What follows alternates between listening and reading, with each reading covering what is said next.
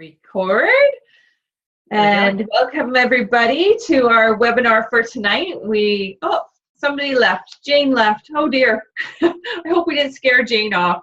I just want to welcome everybody tonight. And this is our fourth week of Soul Sisters, which is crazy that we're already in the fourth week. January seems like ages ago, but also a blink of an eye ago. And here we are on this journey, our Soul Sister journey, and we're here together, which is great. And I have to be really honest, I've got some stuff tonight that I'm going to talk about. It's kind of a mixed bag of gremlins, gratitude, mindset, and yeah, mixed bag because my afternoon kind of got sort of all mixed up, having to help a friend and sort of relieve some childcare for them. So my little window of prep time just wasn't the same. So it's going to kind of be an organic little webinar, and hopefully there's little nuggets, maybe one, maybe two, maybe none, that you'll take away that will help you as you're on this journey of Soul Sisters, as you're on this journey for physical activity, as you're taking time for yourself. So I've kind of just lumped a bunch of things into what I hope will just give you some little bits of support as you go on this journey. So one of the things that I've talked about before at Soul Sisters, and I've talked about before many times in different workshops, is the thoughts that actually happen in our head. And I've always been astounded that on average, a person has it's something like over 80,000 thoughts that we actually have each day. And what is amazing about that is almost 80% of those thoughts for most people are often negative. And I always find that really hard to believe, but you can sort of see how that happens for people, where these negative thoughts kind of keep coming in, whether it's about other people, whether it's those judgments and assumptions about other people, whether it's about ourselves. And often, I think more than anything else, it is about ourselves. We create this mindset about what we're able to do, how we're able to achieve something, what is happening for us. We create these stories for ourselves, which is our mindset. But we also have the power to change our mindset. We have the power and the choice to actually choose to think more positive thoughts. And that's a pretty powerful gift that all of us, each and every one of us, has been given. And yes, there are some challenging days that happen in our life that cause our mindset to maybe go, oh, poor me, or I can't do this today, or it's just feeling too hard. There's lots of things that can influence that. Yet we can actually turn that around. And so what I'm going to spend the next 10, 15 minutes doing is just taking you through a few of my top 10 things that I think can help us, whether we call them gremlins, these little gremlins that like to sit on our shoulder sometime, whether we call it mindset, whether we call it fear. But these are the top 10 things that I have tried using, that I know other people have tried using, and maybe there's one that will help you. I have my little buddy here. This is my little friend Sully, and he is my little fear buddy, and I keep him in my office with me. And he is my reminder of that I can have a gremlin, and I can have that little gremlin on my shoulder, and he comes with me and he cheers me on, and he's there. And really, that gremlin and that fear is all about really protecting us and taking care of us. Yet, that little gremlin, my little Sully here, he doesn't rule my life. He doesn't dictate the choices I make, the decisions I make, the path that I go on. He can protect me, and I'm okay with that. And he can come for the ride sometimes, but that's okay. I'm just going to keep him right at bay and understand that he's really there just to sort of support me. But sometimes that fear, those gremlins, our mindset, it can kind of take over, and it can stop us from actually doing the things we want to do. It can actually stop us from moving forward on whatever journey we're on, whether it's our physical activity journey, or whether it is finding a new job or career, a new relationship. If we allow that gremlin to get super big, it can actually really, it's going to choose and make the decisions for us.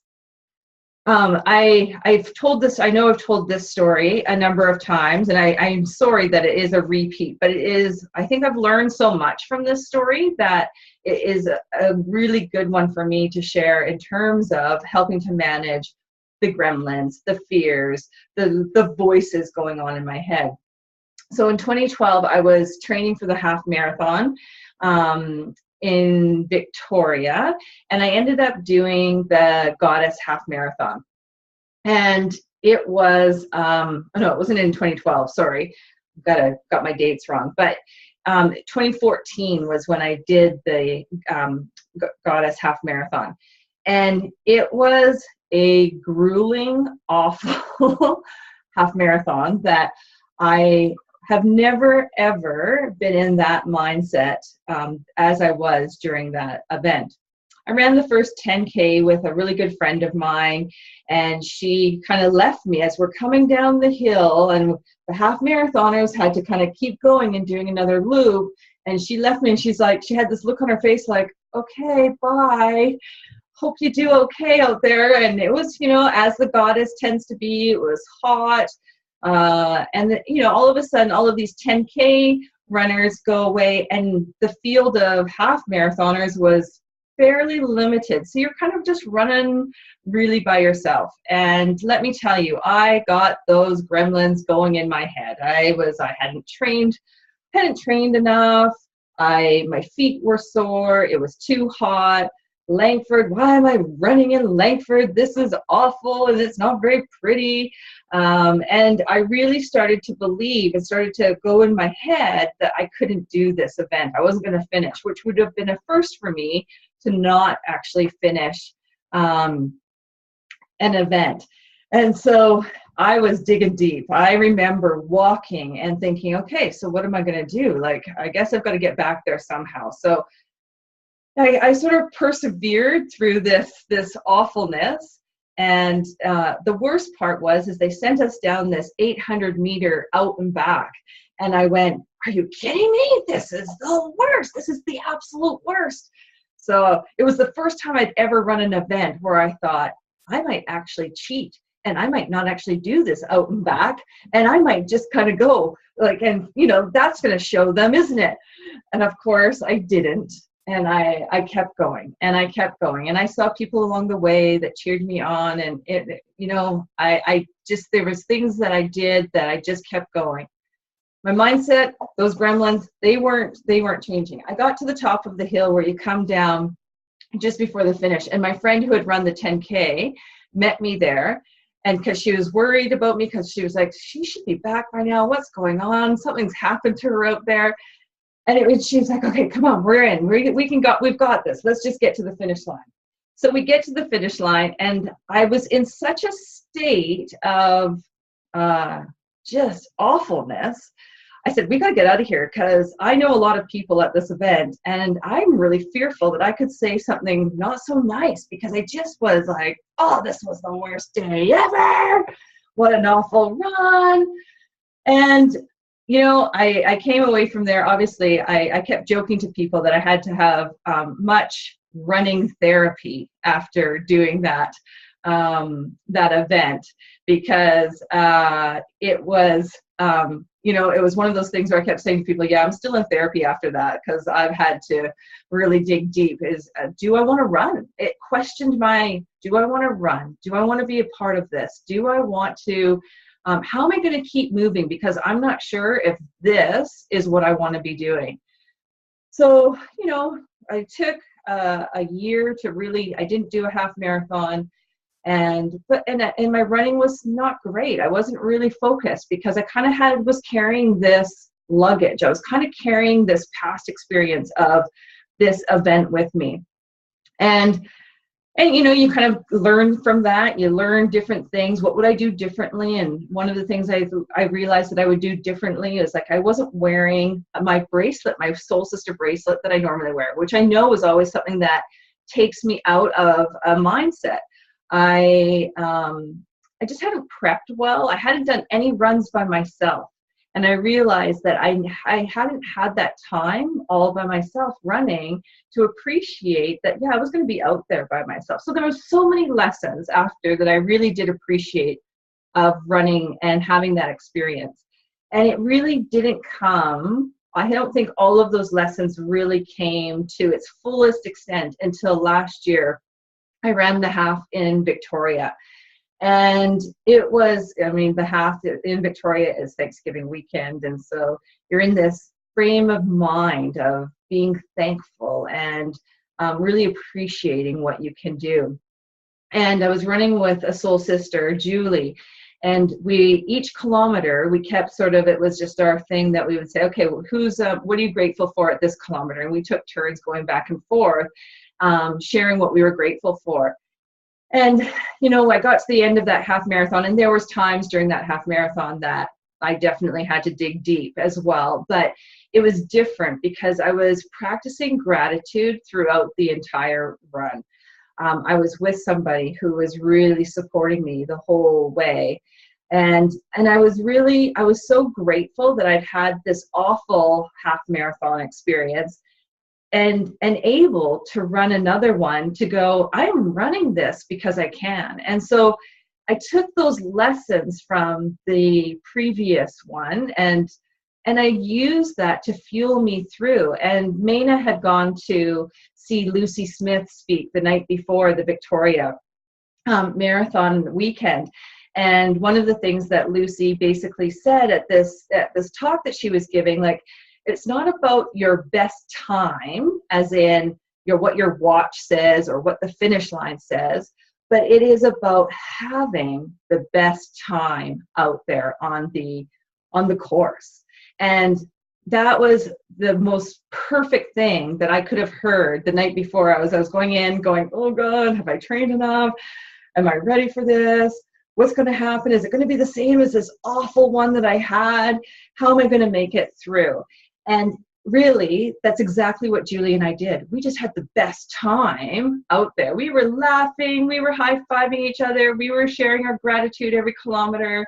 And it definitely, in terms of time on clock or time at the finish line, it really was not my best time. But I can genuinely say that it was really my best time out on a course. So I share that story with everyone because I think it really, I know I've learned from that. And I know that we all have challenging situations in our life. We all have things that happen that make us go, oh gosh, this is just too hard to get by. But there's always something to be grateful for. And Stuart, the whole hearing about Stuart McLean today actually kind of really rocked me a little bit, because I love Stuart McLean from the Vinyl Cafe and CBC, and I loved his stories. And one of the things that the Vinyl Cafe posted something, and I thought it just is like, yeah, this is about the lessons we learn, the moments we have. And they put, Stuart always emphasized that the world is a good place, full of good people trying to do their best. He believed in people's extraordinary capacity for love and generosity, and he had faith in our ability to work together for the common good.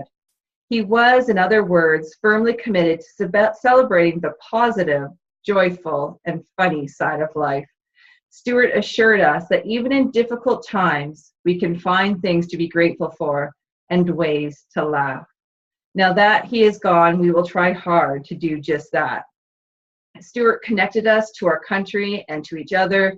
He entertained us, he made us think, he made us smile.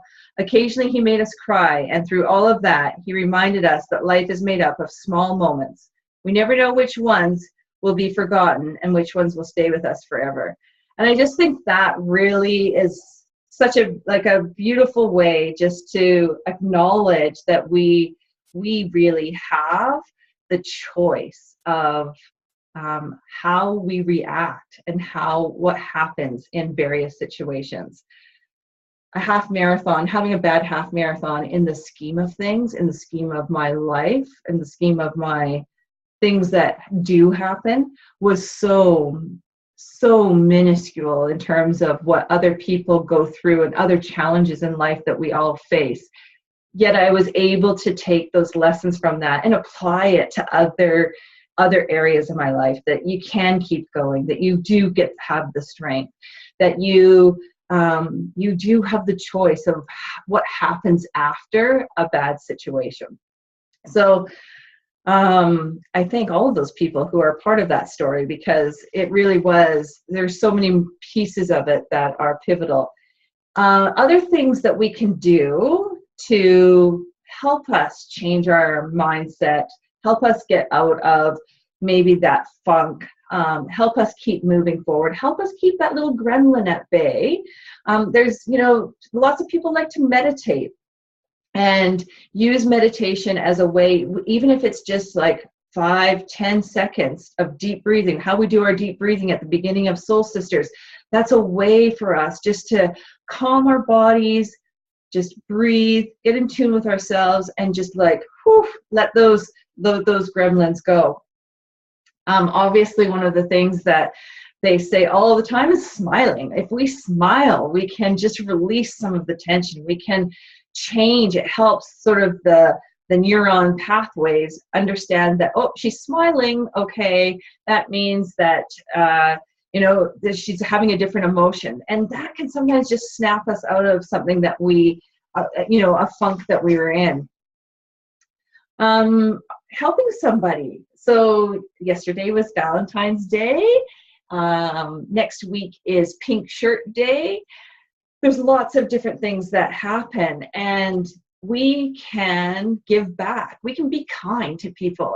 Tonight I have one of my daughter's really good friends staying with us because her little brother is having to go over to Children's Hospital. For me, it is like, they feel like I'm helping them immensely, and I feel, oh my gosh, I'm doing hardly anything to help you. But we give back, and when we give back to others, and when we're kind to others and do other things, it can just help turn us around, get us out of that mindset. One of my favorite things to do is when the tulips start being sold in grocery stores. I love buying a bunch of tulips for myself, and then I'll buy a bunch and I'll leave it on somebody's car.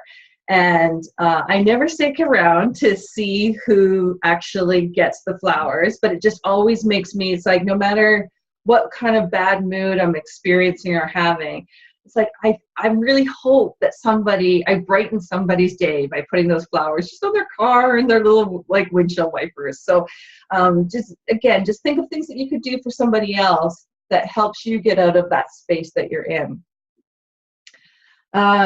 Singing, listening to music.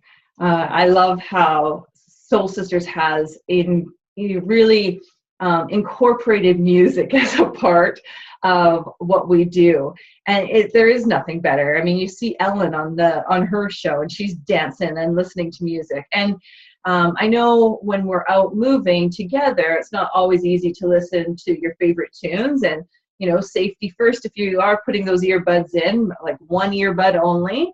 But it is a way to, listen to a song that has that positive message that will help lift you or change where you're at in that time. One of the things that for me is a huge value, and I know absolutely changes pretty much everything that I do, is gratitude. And gratitude is such a way, whether you are grateful for yourself, grateful for others, grateful for things. When we practice gratitude on a daily basis, it helps us be, even in our darkest, loneliest days, hardest days, often we can just find something to be grateful. And if that something is the fact that you are taking a breath of fresh air, then wow, we have to show our gratitude. I have a journal kind of agenda. I'm old-fashioned, and I have my old paper journal here.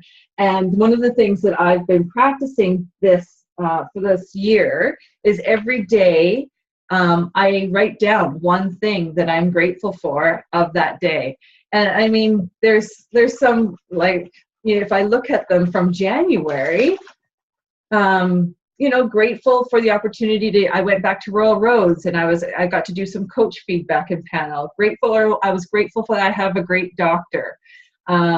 Grateful and excited to see my soul sisters again on the 17th of January.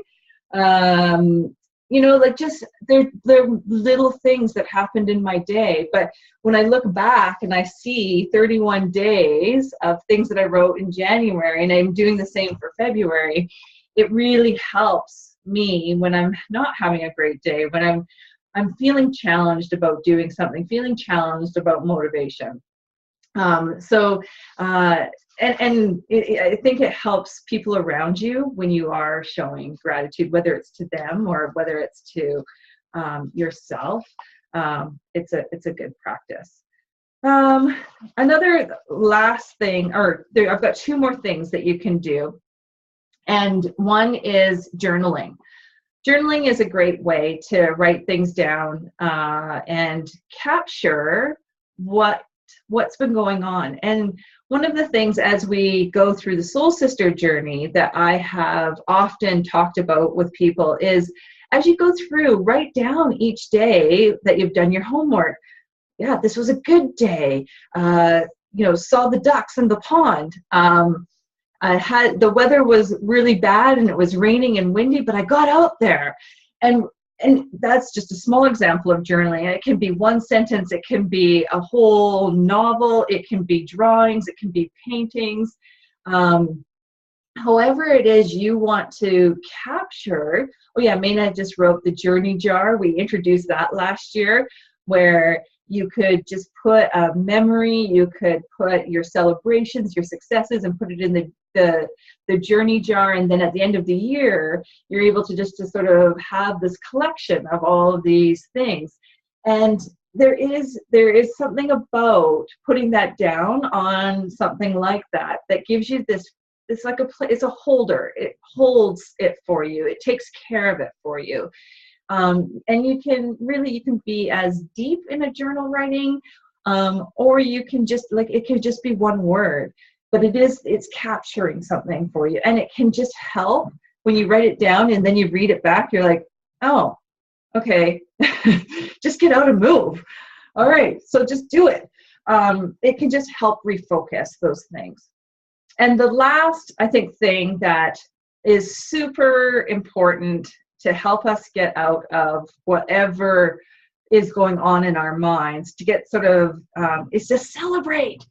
We need to celebrate. And I talked about this, and I think the very first webinar is that we need to get out and celebrate and acknowledge the little successes that happen in our week. We acknowledge what is going on. We acknowledge and celebrate that, yeah, we made it to Tuesday night and it was raining last night. And by the end of our workout, it was raining hard. And like, that is an awesome celebration. And that's a great accomplishment in our week that we did that. And why not celebrate those little things? And it does help us really, change that mindset. So I feel like I've gone on, I've talked, and I can't believe it's 7:30 already. And I'm going to open it up, I think, for for Sandy and Jane that are here. And for those of you who are watching, if you ever have questions or want to talk about mindset and fear and gremlins, all of those pieces, I know it's kind of like a lot that I've kind of talked about, but if you ever want to have any questions about that, let me know. I mean, it is a big piece of our journey, because we have these bodies and we trust our bodies to take us through 5K, through 10K, through a half marathon. We trust our bodies to use those poles, to use those legs, to use those arms to move us. And sometimes our biggest challenge, our biggest part of this whole thing is everything that goes on in here. And it can be powerful, good and bad. And just as much as we train our bodies and get our bodies used to these distances, this new program that it's embarking on, we also have to practice getting our mind into more positive, moving forward kind of mindsets. And it's not always easy. I'm not going to say that it is. And I share my half marathon story because it took almost 2 years for me to really appreciate the lessons that I learned and how I can shift and change for the future. So please, anytime you want to ask both Mania and I any questions about that, we'd be more than happy to. So Sandy and Jane, do you guys have any questions? It's actually Teresa in Jane's account. So she's alias today, Jane. You're now out. I'm out. Thank you.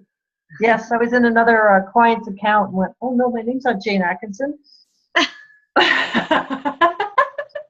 I just had like one other thing. That was great, Tracy.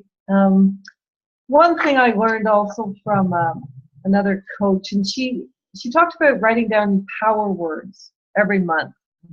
Kind of like 3 or 4 power words that you would carry around with you and sort of say, I am, ... sort of way. So you can add in your own words per month, and those could be something you look at and sort of live by as you go on. I love that. Yeah, that's awesome, Teresa. The I am statements. Yeah. In that frame of mind, they take you into the, like, you know, instead of I wish I could do 5K, I am a 5K walker or runner, and it sounds so much more positive. And there's something about feeling like it's already accomplished. Yes, love it. Thank you.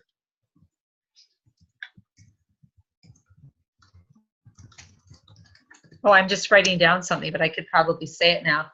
Last year, Tracy had the Friday morning, I call this the 5K participants. The Friday morning participants hold up I am statements and take pictures. So, you know, I am a runner, cool. I am a walker. It was very powerful. And then she sent them all to us. Cool. And even though, you know, I was engaged at the time the photo was taken, getting the photo was very powerful. It's like, yeah, I am a runner. It was really, really cool. That's a great idea. It also reminds me a bit of our love letters that we did at leader training. We kind of did statements of power about each other. So the idea was that every leader would walk away with an envelope full of all these notes from all the other leaders and keep them in your purse, your bag. So on those days that you're like, oh, you know, maybe I should just go home and not go today, because we as leaders too have busy lives and the gremlins can get in our heads. You know, pull out a love letter that says, you know, I am worth it. Like, I matter. I make a difference. Or it was. Can you see mine? I took mine. Mine and I put them all on my board. Oh. So then now I have them, and they're in the back of my agenda planner, and I love it. Awesome. Awesome. Cute. Yeah. Excellent. Sandy says we used to have a gratitude jar, but it was changed to, oh dear, there's nothing better than seeing all the soul sisters passing and cheering you on to quickly rid you of the fear that you can't. Thanks, Sandy. That's great. So and I thank you for that, Sandy, because, you know, it is so true. And last year I didn't run the Oak Bay half, but there was a number of people in our group that were doing the Oak Bay half. And honestly, it was the best morning that I've spent, as I went in and ran a number of them in, because, you know, you just see them and you're just so excited to see them and they're almost there. And it was the best. It was the best feeling for me. And I know it gave them just that little oomph. So even sometimes we aren't able to participate for whatever reason in the various events that happen in this city, and there's lots. If you do have that moment to go and cheer in the Soul Sisters, or anybody for that matter, there's something so uplifting and so energizing. And just talk about shifting you from a bad day. You see these amazing people out there doing something and accomplishing something for them. It's pretty inspiring, and it's one of those things that really, really fuels. At least I know it fuels me. So I've heard that it fuels others too. Mhm. Awesome. All right. Well, everyone, it's week 4. So excited that you're part of this journey. And we'll see you either on Friday or Tuesday of next week. Good night, everybody. Bye. Thanks, Tracy.